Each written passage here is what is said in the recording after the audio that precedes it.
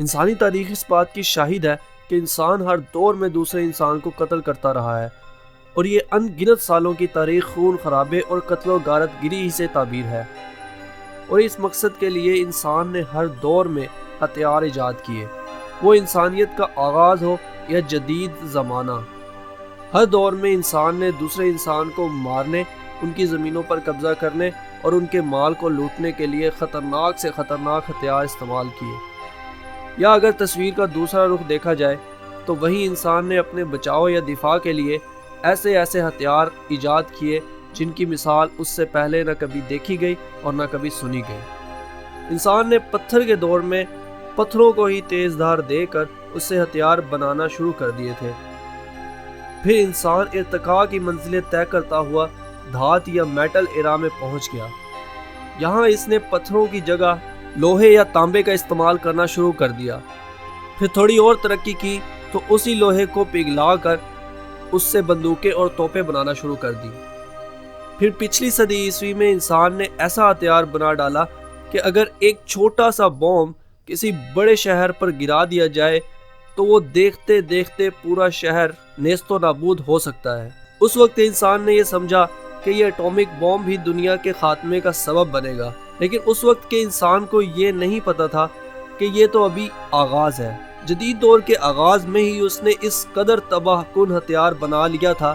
جب یہ انسان اس جدید دور کے وسط میں پہنچے گا تو کس قدر تباہی کا سامان کرے گا، اس وقت اس بات کا اندازہ نہیں کیا جا سکتا تھا۔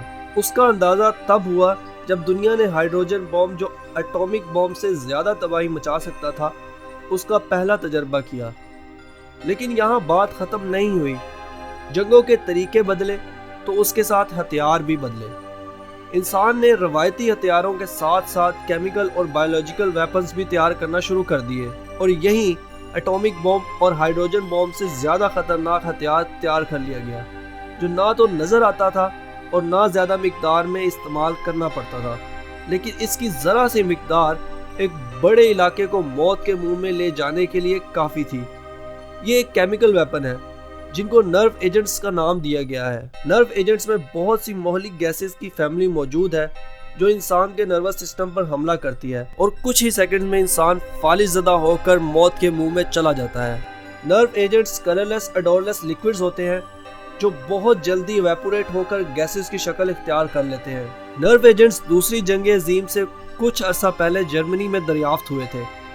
دوسری جنگ عظیم میں جرمنی اور الائیڈ فورسز دونوں ایسے زہریلے ہتھیار تیار کرنے کی کوشش میں تھے جس سے دوسری فوج کو زیادہ سے زیادہ نقصان پہنچایا جا سکے۔ اسی دوران ایک کیمیکل بنانے والی کمپنی آئی جی فربن کے ایک سائنٹسٹ نے کیڑے مار ادویات کے لیے کیمیکل کے دریافت کے دوران ایک نئی گیس دریافت کی جس کا نام ٹربن رکھا گیا۔ یہ گیس اتنی زہریلی تھی کہ یہ فصلوں پر استعمال تو نہیں ہو سکتی تھی، لیکن جرمنی نے اسے اپنے سیکرٹ کیمیکل ویپن کے آرسنل میں شامل کر لیا۔ آرمی کے سائنٹسٹ نے جب اس پر اور ٹیسٹ کیے تو پتہ چلا یہ دنیا کی اب تک کی سب سے زہریلی گیس تھی، جو چند منٹوں کے اندر انسان کا کام تمام کر سکتی تھی، اور یہ گیس ربر اور اسی طرح کے اور مٹیریل کو بھی پینیٹریٹ کر سکتی تھی۔ جب الائیڈ فورسز نے جرمنی کو شکست دی تب انہیں جرمنی کے اس سیکرٹ ویپن کا اس وقت پتہ چلا جب انہیں وار زون سے 12,000 میٹرک ٹن ٹیبون سے بھرے گئے ایریل شیلز برآمد ہوئے۔ اس دریافت کے فوراً بعد الائیڈ فورسز نے بھی بہت تیزی سے اسے مینوفیکچر کرنا شروع کر دیا۔ ٹیبون کے بعد اس سے بھی زیادہ خطرناک اور زہریلے نرو ایجنٹس دریافت ہوئے، جن میں وی ایکس، سیرن گیس، نوویشوکس ایجنٹس شامل ہیں۔ اس حقیقت کو جاننے کے باوجود کہ یہ کیمیکل ویپنز کس قدر خطرناک ہیں اور جان لیوا ہیں، نہ صرف پوری دنیا کے کمیونسٹ اور نان کمیونسٹ ملکوں میں اسے بھاری تعداد میں بنایا جا رہا ہے، بلکہ ورلڈ وار 2 کے بعد کئی ملکوں میں اسے عام لوگوں پر استعمال بھی کیا گیا ہے، جس کی چند مثالیں ایران عراق وار، 1995 ٹوکیو سب وے اٹیک، اور سب سے ریسنٹ شام میں بشار الاسد کی طرف سے سویلینز پہ کیے گئے ان 4 کیمیکل اٹیکس میں ہزاروں عورتوں اور بچوں کی جانیں گئیں۔ نرو ایجنٹس استعمال کرنے کا سب سے بڑا فائدہ یہ ہے کہ اسے بنانے میں اتنا خرچہ نہیں آتا، اور اس کے استعمال سے ایگزسٹنگ انفراسٹرکچر کو کوئی نقصان نہیں پہنچتا۔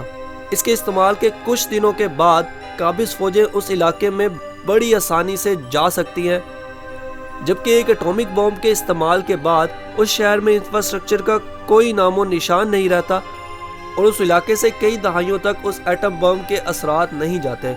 ان ریڈیو ایکٹیو ویوز کے اثر نیو بورن بچوں میں بھی پایا جاتا ہے، جو کہ ان میں مفلوجی اور دوسری بیماریوں کا باعث بنتا ہے۔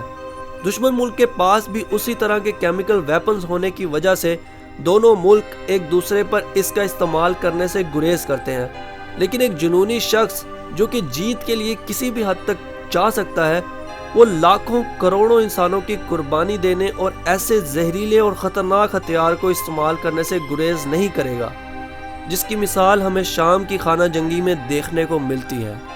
امید ہے ویڈیو آپ کو پسند آئی ہوگی۔ اسی طرح کی اور ویڈیوز دیکھنے کے لیے اس چینل کو سبسکرائب کریں۔